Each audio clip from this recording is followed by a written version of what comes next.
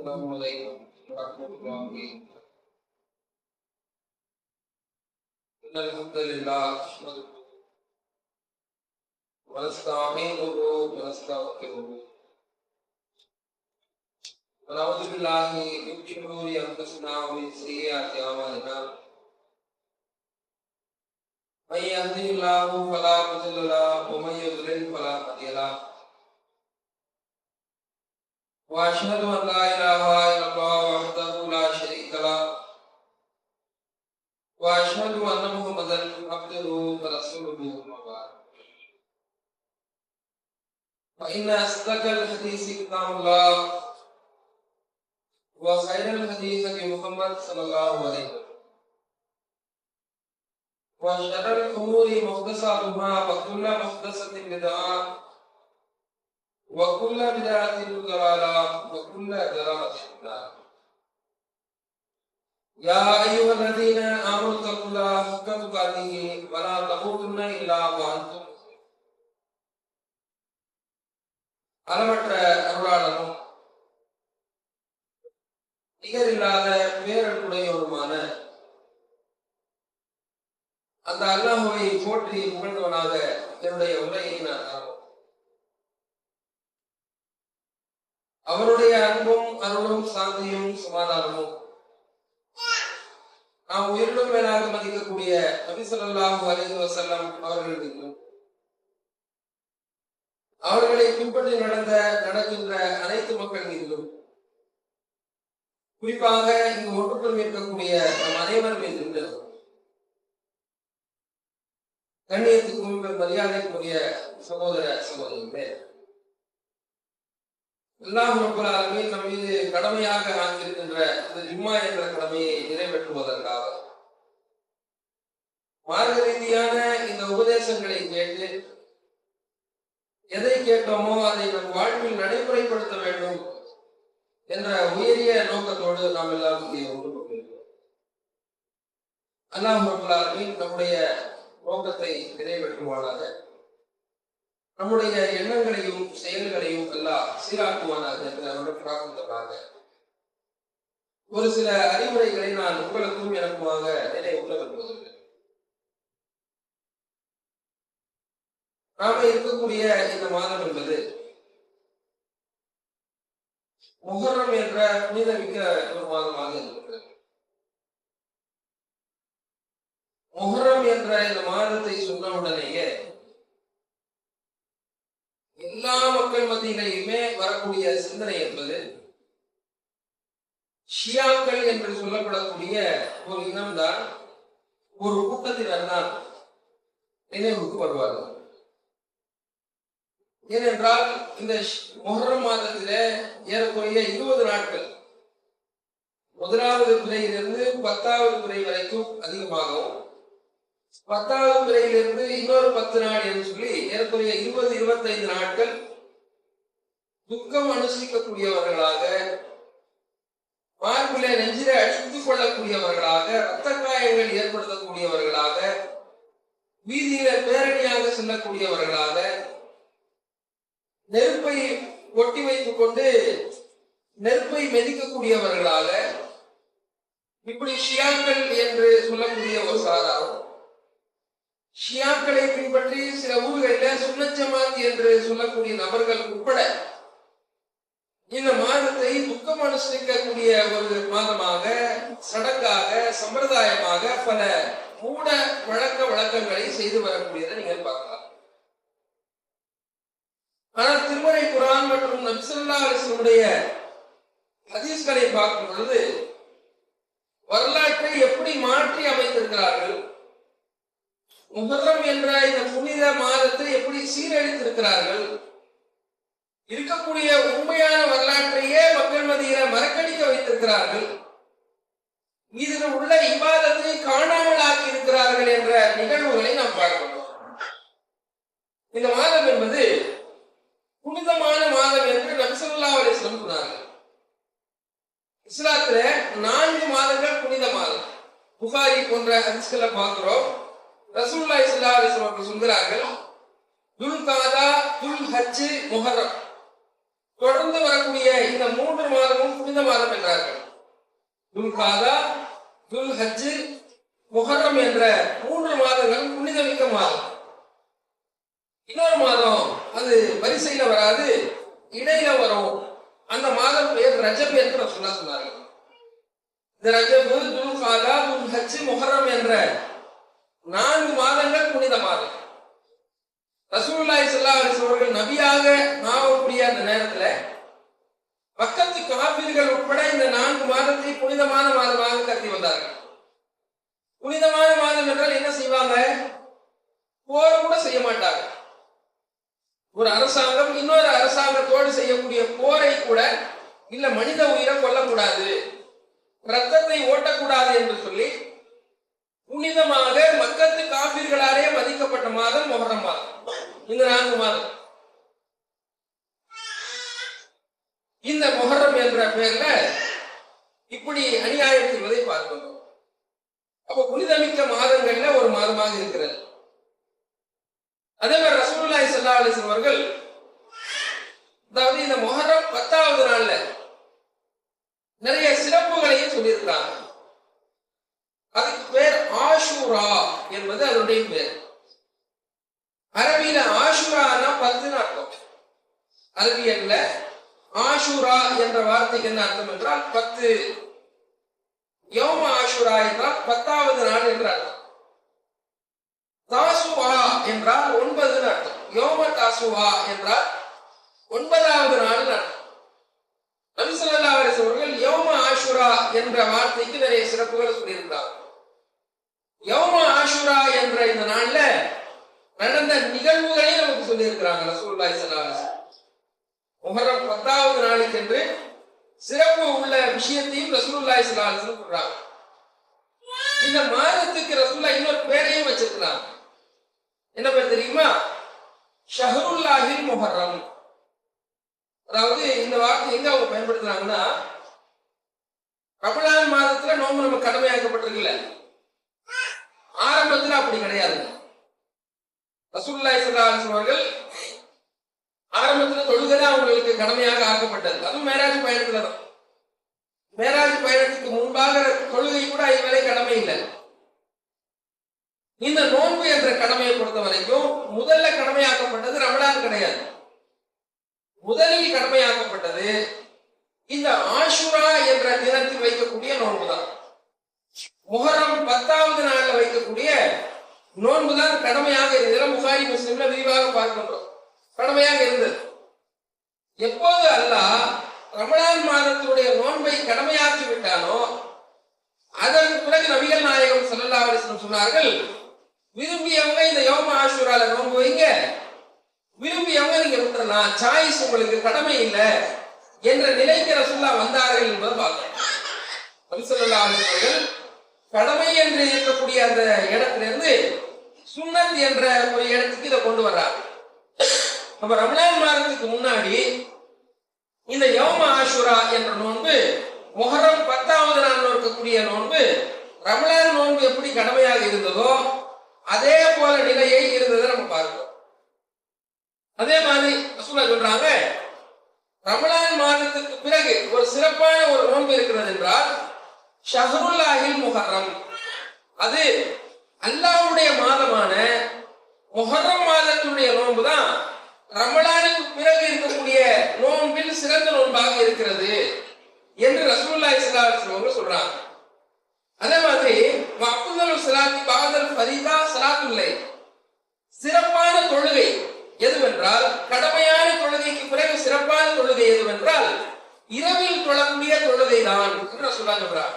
இரவுல இஷாவுக்கு பிறகு நம்ம ஃபஜ்ர் வரைக்கும் தொழுகிறோமே, இஷாவுக்கு பிறகு நிறைய பேர் தராவி தொழுகை வச்சிருக்கிறாங்க. தராவி தொழுகை இஸ்லாத்துல கிடையாது, இரவு தொழுகை தான் இஸ்லாத்துல இருக்கிறது. ரசூலுல்லாஹ் ரமலான்லயே அதான் தொழுதாங்க, ரமலான் அல்லாத மாதத்திலே அதான் தொழுதாங்க. அதுக்கு பேர் நம்ம தராவி வச்சதுனால அது ரமலான்ல மட்டும் தொழக்கூடியவர்களாக நம்ம மாறிடும். ஆனால் ஹதீஸ்ல எடுத்து பார்த்தீர்கள் என்றால் ஸலாத்துல் லைல், கியாமுல் லைல் என்ற வாசகம் தான் இருக்கிறது. ரசூலுல்லாஹ் இஷாவுல இருந்து ஃபஜ்ர் வரைக்கும் அதை என்ன செய்வாங்க? தொழுவாங்க. ஏறக்குறைய 13 ரக்காத் வரைக்கும், 11ல இருந்து 13 வரைக்கும் அவங்க தொழுது இருக்கிறாங்க. இப்படி கடமையான தொழுகைக்கு பிறகு சிறப்பான தொழுகையாக ரசூலுல்லாஹ் இரவு தொழுகையை சொல்றாங்க. அப்போ ரமலான் கடமையான நோன்புக்கு பிறகு சிறப்பான நோன்பு ஆஷுரா நோன்பு, இந்த முஹர்ரம் மாதத்தில் வைக்கக்கூடிய நோன்பு, கடமையான தொழுகைக்கு பிறகு சிறப்பான தொழுகை இரவு தொழுகை என்று நபி ஸல்லல்லாஹு அலைஹி வஸல்லம் சொல்றாங்க. அதே மாதிரி மக்கத்து முஷ்ரிக்குகள் இருக்காங்க பாருங்க. இப்ப கூட காபத்துல்லாவுக்கு அந்த திரை நீங்க பாக்குங்க, கருப்பு நிறத்துல ஒரு பர்தா, ஒரு திரையை அணிவிச்சிருப்பாங்க. இது ஒவ்வொரு காலத்திலையுமே மக்கத்து காப்பீர்கள் உட்பட அணிவித்து வரக்கூடிய ஒரு நடைமுறை. இது நம்ம ஹதீஸ்ல புகாரில பாக்குறோம்.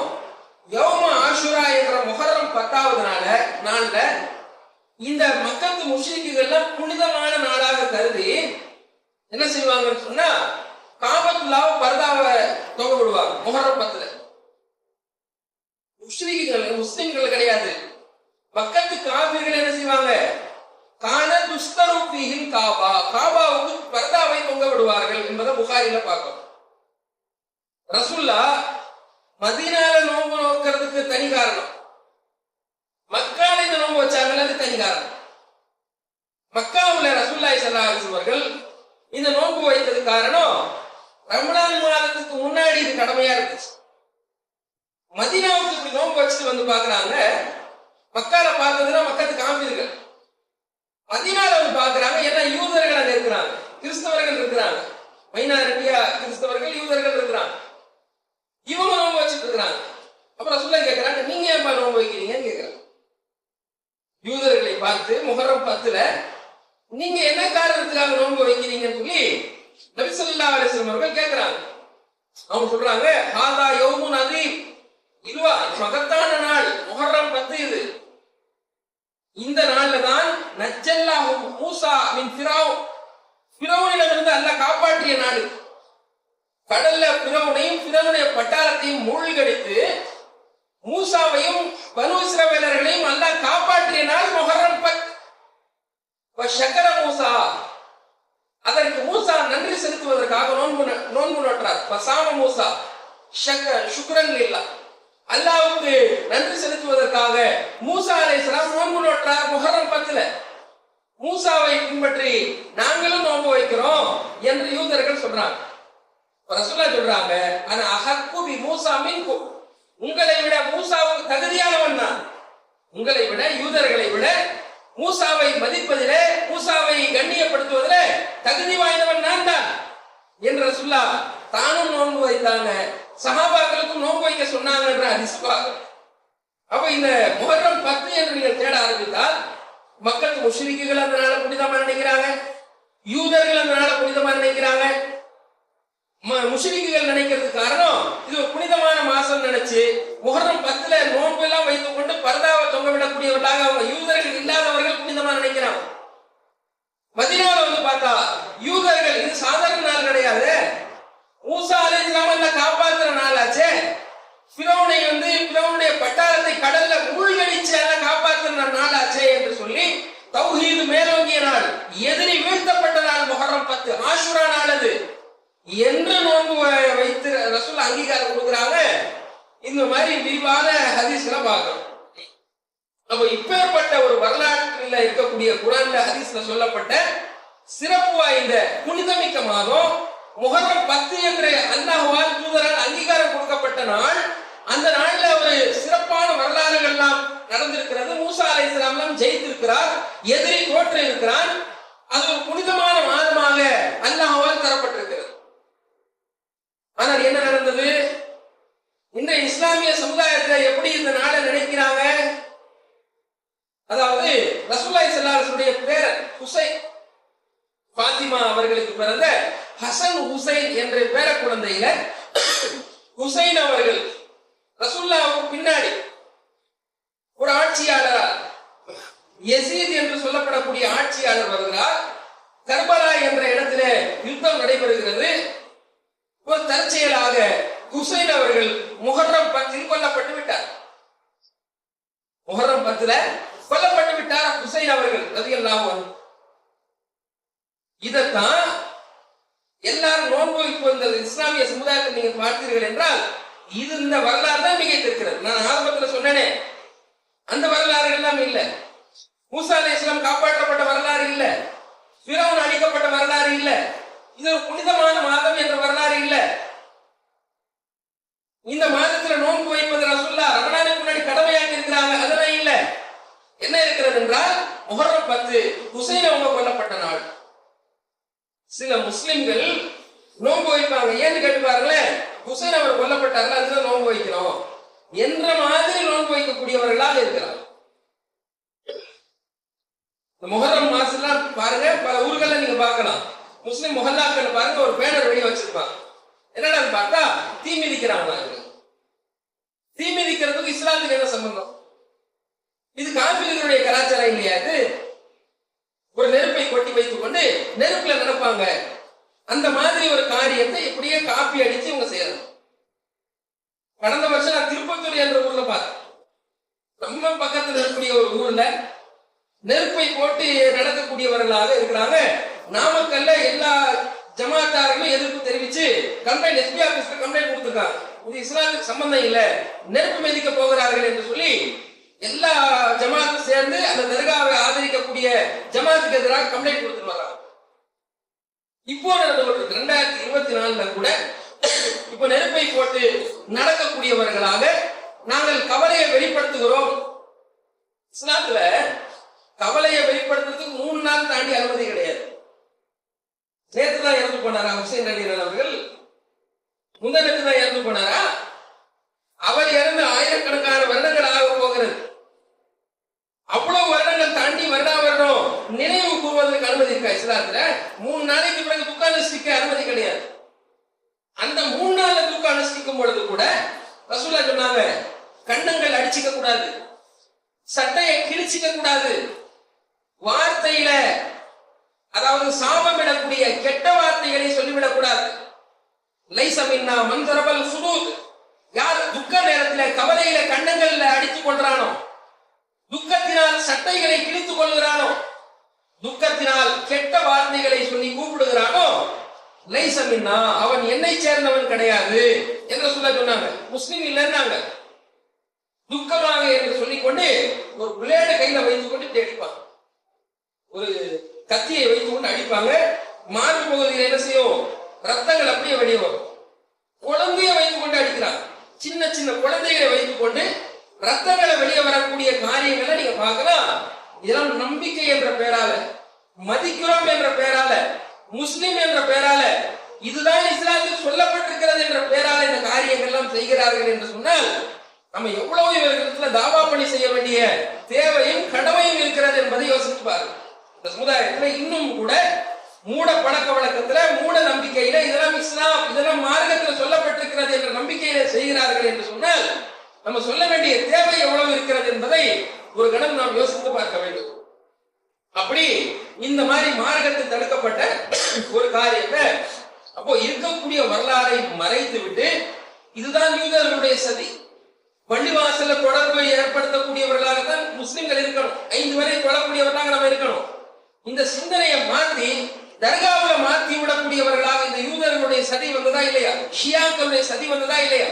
பள்ளிவாசலுடைய தொடர்புல இல்லாம தர்காவுக்கு நீ வந்து போனா போதும், செத்த பணத்தை நீ வந்து கை எழுந்துட்டு நீ வணங்கிட்டு ஒரு கந்தூரி உருசி எடுத்துட்டு போனா போதும், நீ நல்லவனாயிரா, உனக்கு பரக்கத்து கிடைக்கும் என்ற ஒரு சதி ஏற்படுத்தப்பட்டது போல, நீ கேலவையும் பாரவையும் போன்ற பாத்தியாக்கள் செய்து விட்டால் உனக்கு பரக்கத்து கொட்டும் என்ற ஒரு மார்க்கத்தில் இல்லாத ஒரு விஷயங்கள்லாம் புகுத்தப்பட்டது போலதான் இந்த விஷயங்கள்லாம் ஷியாக்களால் புகுத்தப்பட்டிருக்கிறது. முஸ்லிம் சமுதாயத்தில் சுன்னத் ஜமாத் இருக்கக்கூடிய நபர்கள் இதை நீ காஃபிர் என்று அவர்களுக்கு சொல்ல வேண்டும், இதெல்லாம் குஃப்ர் என்று சொல்ல வேண்டும், இது இஸ்லாத்துல இல்லை என்று சொல்ல வேண்டும். அவர்களோடு சேர்த்து இவர்களும் செய்கிறார்கள் என்று சொன்னால் எந்த அளவுக்கு இதனுடைய தாக்கத்தை நீங்க பார்க்கலாம் தெரியுமா? நம்ம முஹல்லாக்கள்ல பார்த்தீர்கள் என்றால் வீட்டுக்கு வெளியில சந்தனத்தை தொட்டு 5 விரலை இப்படி வைப்பாங்க. முஹர்ரம் மாசத்துல நீங்க பாருங்க, முஹர்ரம் 10 பாருங்க, 5 கையில எடுத்து சந்தனத்தை இப்படி தொட்டு எடுத்துக்கொண்டு அந்த சுவர்ல இப்படி தொட்டு தொட்டு இப்படி வச்சிருப்பாங்க. இதெல்லாம் ஷியாக்களுடைய அடையாளம். அவன் தான் இந்த 5 எடுத்து வைப்போம். பஞ்சானதுக்கு பேர். பஞ்சா என்று சொன்னால் ஒன்று ரசூலுல்லாஹ், இன்னொன்னு அலி, 3வது பாத்திமா, 4வது ஹசன், 5வது ஹுசைன். இந்த 5 பேரை அல்லாஹ்வுடைய ஸ்தானத்துல வச்சு அவங்க வணங்குவாங்க. அதான் பஞ்சா. பாஞ்சுன்னு சொல்றோமா இல்லையா? இந்த பஞ்சாவை வைத்து கொண்டு அவன் தூக்குவான். இதை அவர்கள் பஞ்சா 5 விரலை வச்சு தூக்கிட்டு பேரணியா போவாங்க. இங்க காப்பி அடித்து கொண்டு வந்து நம்ம மக்கள் இத பஞ்சாபா வீட்டுல சந்தனமா தொட்டு வெடி வைக்கிறாங்க. முஹர்ரம் 10 வந்து விட்டா நீங்க பார்க்கலாம், சாப்பாடாக்கி எல்லாருக்கும் வீடு வீடா கொடுத்து அனுப்புவாங்க. உணவு சமைச்சு இதுல ஹசன் ரலியான் பேர்ல ஹுசைன் ரலியான் பேர்ல சாப்பாடு கொடுத்துருவாங்கன்னு சொல்லி உணவு கொடுத்து வரக்கூடிய நடைமுறை இங்க இருக்குதுங்க. இந்த முஸ்லிம் சமுதாயத்தில் சுன்னத் ஜமாத் மக்கள் மத்தியில இருக்கிறது. ஆக அவர்களுடைய தாக்கம் இங்க வரைக்கும் வந்திருக்கிறதுன்றத நம்ம பாருங்க. இந்த பிரச்சாரத்தை நாம் கொண்டு செல்ல வேண்டிய தேவை இருக்கிறது. ஆக இஸ்லாத்தில் சொல்லப்பட்ட இந்த வரலாறு என்பது இது ஒரு புனிதமிக்க அல்லாஹ்வால் புனிதப்படுத்தப்பட்ட மாதம். துல்ஹஜ் மாதத்தை நம்ம எப்படி புனிதமான மாதமா நினைச்சு இந்த துல்ஹஜ்ஜுடைய 10வது நாள்ல குர்பானி அறுத்து கொண்டாடுறோம். துல்ஹஜ் புனிதமான மாசம். புனிதமான மாசத்துல 10வது நாள் என்ன செய்யணும்? குர்பானி அறுத்து நம்ம இபாதத்துல சந்தோஷமா இருந்துட்டு வரோம். 8வது பிறையில இருந்து 13வது பிறைக்கு ஹஜ் செஞ்சுட்டு வரோம். துல்ஹஜ் மாசத்துல புனிதமிக்க மாசம் துல்ஹஜ் மாசம். 8வது பிறையில இருந்து 13வது பிறைக்கு ஹஜ்ஜுடைய முக்கியமான காரியங்கள் நடக்குது. அப்ப அந்த மாசத்துக்குள்ள ஹஜ் எப்படி நம்ம புனிதமாக நினைக்கிறோமோ, இபாதத்துகள்ல ஈடுபடுறோமோ, அதே மாதிரி தான் ரசூலுல்லாஹ் முஹர்ரம் மாசத்தை புனிதமான மாசம் சொல்லி இருக்காங்க. முஹர்ரம் 10ல நோன்பு வைக்கிறது ஒரு புனிதமான ஒரு இபாதத்தாக சொல்லி இருக்கிறாங்க. இந்த நாள்ல எப்படி ஒரு கரையான ஒரு வேற ஒரு வரலாறு மாற்றி திணித்து நமக்கு மறைக்கப்பட்டிருக்கிறது என்ற ஒரு விஷயத்தை தான் நாம் கவனத்தில் கொள்ள வேண்டிய தேவை இருக்கிறது என்பதை நான் சுட்டிக்காட்ட விரும்புகின்றேன். அதே மாதிரி ரசூலுல்லாஹ் இந்த முஹர்ரம் அந்த ஆஷுரா தினத்துல நோன்பு வைப்பதை பத்தி கேட்கிறாங்க. ரசூலுல்லாஹ் சொல்றாங்க, அந்த மாசத்துல அந்த நாள்ல ஒரு நாள்ல நீங்க நோன்பு வைப்பது கடந்த ஆண்டினுடைய ஒரு பாவம் உங்களுக்கு மன்னிக்கப்படுவதாக ரசூலுல்லாஹ் சொல்றாங்க. அதாவது முஹர்ரம் 10ல நோன்பு வைக்கிறது. அப்ப ரசூலுல்லாஹ் வைத்துக் கொண்டே வர்றாங்க. சஹாபாக்கள் கேட்கிறாங்க, யூதர்கள் கிறிஸ்தவர்களுக்கு நீங்க மாற்றமாக நடக்கணும்னு சொல்றீங்க. ரசூலுல்லாஹ் அப்படி சொன்னாங்க. யூதர்கள் அவங்க சாயமிட மாட்டாங்க, வெள்ளை முடியா வச்சிருப்பாங்க. நீங்க வேற ஒரு நிறத்தை மாற்றி யூதர்களுக்கு மாற்றமாக நடங்கன்னு சொன்னாங்க. யூதர்கள் தாடியை மடித்துக் கொள்வாங்க, நீங்க தாடியை வளர விடுங்க, நீங்க யூதர்களுக்கு மாற்றமா நடங்கன்னு சொன்னாங்க. யூதர்கள் காலடிக்குள்ள செருப்பு இதை போட்டுக்கொண்டு தொட மாட்டாங்க, நீங்க செருப்பு போட்டுக்கொண்டு தொழுது யூதர்களுக்கு மாற்றமாக நடங்கன்னு சொன்னாங்க. இப்படி ரசூலுல்லாஹ் யூதர்களுக்கு கிறிஸ்தவர்களுக்கு மாற்றமாக நடங்கன்னு சொன்ன அறிவுரைகளை பார்த்து சஹாபாக்கள் கேட்கிறாங்க, இந்த முஹர்ரம் 10ல தான் யூதரை நோன்பு வைக்கிறோம், இந்த முஹர்ரம் 10ல தான் நாம நோன்பு வைக்கிறோம், இதுல மட்டும் ஒண்ணா வர்றோமே கேட்கிறாங்க. ரசூலுல்லாஹ் சொல்றாங்க, லஇன் பகைது லா அஸூமன்ன தாசியா, வரக்கூடிய வருடம் நான் உயிரோட இருந்தால், அடுத்த வருடம் நான் உயிரோட இருந்தால் நான் 9லயும் வைப்பேன் என்று சொன்னாங்க. அடுத்த ஆண்டு வருவதற்கு முன்பாகவே அவங்க மௌத்தாயிட்டாங்கன்னு ஹதீஸ்ல வருது. அடுத்த வருடம் முஹர்ரம் வருவதற்கு முன்பாகவே நபி ஸல்லல்லாஹு அலைஹி வஸல்லம் மௌத்தாயிட்டாங்க. அதனால அவங்க 9 வைக்க முடியாம போயிடுச்சு, ஆனால் உயிரோட இருந்தா வைப்பேன்னு சொன்னாங்க என்றுதான் பார்க்கலாம். அப்போ முஹர்ரம் 10ல நம்ம நோன்பு வைப்பது என்பது ஒரு வருடத்துடைய பாவங்கள் மன்னிக்கப்படுவதற்கு உண்டான காரணமும், அல்லாஹ் ஃபிரௌனுடைய எதிரி பட்டாளத்தையும் கடல்ல மூழ்கடித்து சாவடித்து தௌஹீது சொல்லக்கூடிய மூசா அலைஹிஸ்ஸலாம் காப்பாற்றினானே, நன்றி செலுத்துவதற்காக மூசா அலைஹிஸ்ஸலாம் நோன்பு நோன்றாரே, அதற்காக தான் நம்ம நோன்பு நோக்கிறோம். இதுதான் ரசூலுல்லாஹ் சொன்ன வரலாறு. இதற்கும் ஹுசைன் ரலியல்லாஹு அவர்கள் கொல்லப்பட்டதற்கும் எந்த சம்பந்தமும் கிடையாது. ஒரு டேட்ல எந்த நிகழ்வு வேண்டுமானாலும் பிற்காலத்தில் நடக்கும், அதற்காக அந்த சொல்லப்பட்ட சிறப்பு மாறாது. உண்மையா இல்லையா? லைலத்துல் கத்ர் 21, 23, 25, 27, 29 தேடுங்கன்னு ரசூலுல்லாஹ் சொன்னாங்க. லைலத்துல் கத்ர் வரக்கூடிய ஒரு இரவுல நம்ம தந்தை இறந்து போயிட்டாருன்னு வச்சுக்கோங்க, அதனால லைலத்துல் கத்ர் என்ற சிறப்பு மாறி போயிருமா? ஒருத்தர் இறந்து போனதுனால அந்த நாளுக்கு சொல்லப்பட்ட சிறப்பு என்ன செய்யாது? மாறாது, வரலாறு மாறாது. ஆக எதற்காக அந்த வரலாறு சொல்லப்பட்டிருக்கிறதோ, சிறப்புகள் சொல்லப்பட்டிருக்கிறதோ, அந்த நோக்கத்தை அடிப்படையாக வைத்து அந்த நாளுடைய சிறப்பை கவனித்து அதுல நாம் அமல் செய்ய வேண்டும் என்ற விஷயத்தை, இந்த மூட பழக்க வழக்கத்தை நாம் மக்களுக்கு சுட்டிக்காட்ட வேண்டிய தேவையும் இருக்கிறது. இரண்டாவது என்ன செய்யறாங்க தெரியுமா? அதாவது இஸ்லாத்துல நியூ இயர் கொண்டாட்டம் எல்லாம் கிடையாது. அதாவது டிசம்பர் 31 ராத்திரி 12 மணிக்கு நீங்க பாத்தீங்க வைங்க, இந்த மேற்கத்திய கலாச்சாரத்தை நோக்கி எல்லா பேரும் பஸ் ஸ்டாண்ட் நின்று கொண்டிருப்பாங்க, பீச்சில் நின்று இருப்பாங்க. மக்கள் ஒன்று கூடி ஹாப்பி நியூ இயர் கத்திக்கிட்டு இருப்போம். எல்லாம் மது போதையில எல்லாம் தறி கெட்டு மூளையெல்லாம் செயல் இழந்து கூட்டமா நின்று ஹாப்பி நியூ இயர் நிற்பானா இல்லையா? ஏன் காரணம் என்ன? இது ஜனவரி பிப்ரவரின்னு உருவாக்குனது இந்த மேற்கத்திய கிறிஸ்தவர்களுடைய கலாச்சாரம். அந்த அடிப்படையில இந்த நியூ இயர் என்று கொண்டாட்டம் வருது. நீங்க வருஷம் பார்க்கலாம். இத தமிழ் வருட பிறப்பு என்று சொல்லி இவங்க ஆடி ஆவணி என்ற வருது இல்லையா, இவங்க தனி.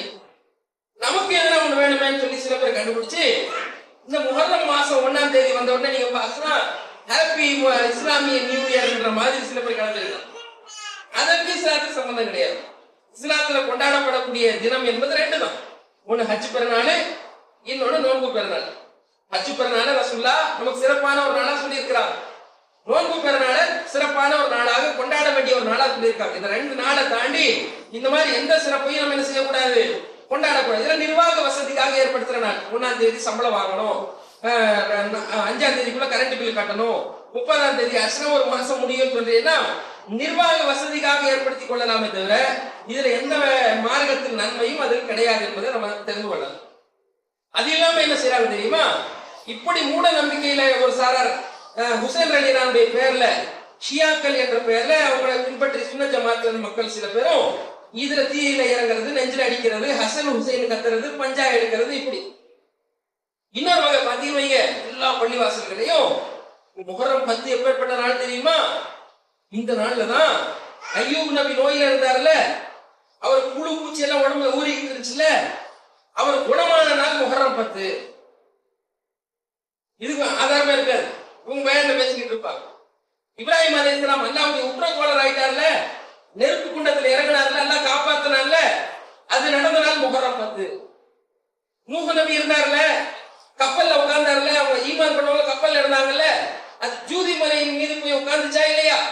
அது உட்கார்ந்த நாள் முஹர்ரம் 10.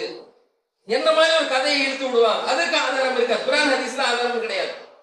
ஆக எது குர்ஆன் ஹதீஸ்ல ஆதாரமாக வரலாறாக சொல்லப்பட்டிருக்கிறதோ அந்த வரலாறோட நிப்பாட்டி அந்த நாளுடைய சிறப்பை கொடுத்து அதுல நோன்பு நோக்கக்கூடியவர்களாக நம்ம இருக்கணும். அந்த அடிப்படையில் நம்ம முஹர்ரம் மாசத்துல இருக்கிறோம். வரக்கூடிய செவ்வாய் புதன் 16, 17, 16ஆம் தேதி நோன்பு நோற்பது யூதர்களுக்கு மாற்றமாக நடக்க வேண்டும் என்ற அடிப்படையில 9வது பிறை நோன்பு 16, 17 புதன்கிழமை. சரியா? அதான் யோம் ஆஷுரா 10வது நாள். அந்த நாளுக்கு உண்டான சிறப்பு சொல்ல தனி சிறப்பாக சொல்லியிருக்கிறார். ஆக இந்த 2 நாட்களில் நோன்பு நோற்று ஒரு வருடத்துடைய பாவங்களுக்கு கஃபாராவாக நம்முடைய பாவங்கள் மன்னிக்கப்படுவதற்கு அல்லாஹ் தௌஃபீக் செய்வானாக. அனைவரும் நோன்பு நோக்கக்கூடியவர்களாக நாம் இருக்கணும். இதனுடைய சிறப்புகளை மக்களிடத்தில் சரியான முறையில கொண்டு செல்லக்கூடிய நன்மக்களாக எல்லாம் உங்களை பதி ஆக இருக்கிறார்கள்.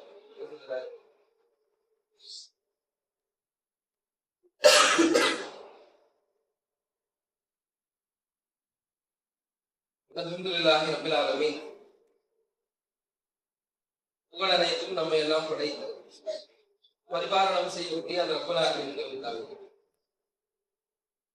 கணியத்துக்குரிய சகோதரர்களே, இந்த முஹர்ரம் மாதத்திலே மூட நம்பிக்கைகளை எல்லாம் நாம் தவிர்த்து சரியான முறையில செயல்படக்கூடியவர்களாக நாம் மாற வேண்டும் என்ற அடிப்படையில் சொல்றாங்க. கடலோர மாவட்டங்களில இதனுடைய மூட நம்பிக்கைகள் என்பது இன்னும் அதிகம். 10 நாட்கள் மீன் கூட சாப்பிட மாட்டார்கள். முஸ்லிம் சமுதாயத்துல கூட மீன் சாப்பிடக்கூடாது, கருவாடு சாப்பிடக்கூடாது, கணவன் மனைவி கூட சேரக்கூடாது என்றெல்லாம் வைத்திருக்கிறார். அந்த அளவுக்கு இதனுடைய தாக்கம் அதிகமாக இருக்கிறது. இப்போதுதான் கொஞ்சம் கொஞ்சமாக மக்கள் திருந்தி படிக்கக்கூடியவர்களாக குர்ஆன் ஹதீஸ் பக்கம் திரும்பக்கூடியவர்களாக இருக்கிறாங்க. ஆக இன்னும் இந்த மூட நம்பிக்கை ஒழியவில்லை என்ற விஷயத்தை நாம் கேட்டுக்கொண்டுதான் ஆகணும். இந்த பிரச்சாரத்தை நாம் கொண்டு செல்ல வேண்டிய தேவை இருக்கிறது. இதுல இந்த நோன்பு சம்பந்தமா முஹர்ரம் 9, 10 என்ற நோன்பு இருக்கு பாருங்க. இந்த 2 நோன்பு வைப்பது சுன்னத். ஒரு வருடத்துடைய பாவங்களுக்கு ரசூலுல்லாஹ் கஃபாராவாக மன்னிப்பாக சொல்லியிருக்கிறாங்க. சில பேருக்கு ஒரு நோன்பு தவறி போயிடுச்சுன்னு வைங்க, 9 தவறி போய்விட்டது என்றால் 10ஆம் நாள் நோன்பு நோட்டு கொள்ளலாம். 10, 11 எல்லாம் வைக்க முடியாது. நான் 10ல 9 விட்டதுனால நான் 10, 11 நான் வைக்க போகிறேன் என்ற மாதிரி வைக்கலாம்னா அதற்கு ஆதாரம் கிடையாது. அது மாதிரி வரக்கூடிய ஹதீஸ்கள்லாம் பலவீனமாக இருக்கிறது, ஆதாரபூர்வமாக இல்லை. 9 10 சேர்ந்து வைக்கிறோம், வேண்டும் என்று தவற விடக்கூடாது. வேண்டும் என்று 9 தவற விட்டால் அது சரியான நடைமுறையாக இருக்காது. ஒருவேளை தவறி விட்டால் 10ஆம் நாள் மட்டும் ஒரு நாள் நோற்பதில் எந்த குற்றமும் அமையாது என்ற ஒரு தகவலையும் நாம் விளங்கி இதை நோன்பு நோக்கக்கூடியவர்களாக இருக்க வேண்டும் என்று கேட்டுக்கொள்கிறேன்.